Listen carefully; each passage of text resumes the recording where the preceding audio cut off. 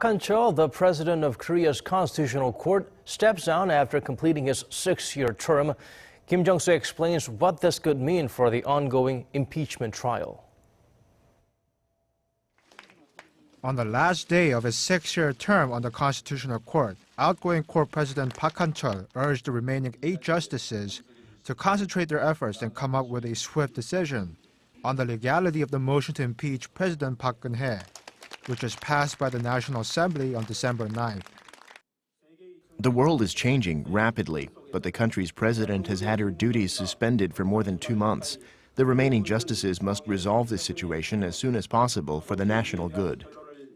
Although the court is now deprived of 1 justice, the number of justices needed for the motion to be upheld remains fixed at 6, while the number needed for the motion to be voted down decreases proportionally to the remaining number of justices, which means it has now become more difficult for the motion to be upheld. Under normal circumstances, at least 6 of the 9 justices would need to vote to uphold the impeachment motion, while 4 dissenting votes would be needed for it to be rejected. This means 66.7% support is needed for the motion to be upheld and 33% to reject it. But now with just 8 justices, 6 of the 8 are still needed for the motion to be upheld, while only 3 dissenting votes are needed for the motion to be rejected, which means the proportion of the court needed to reject the motion is just 25%.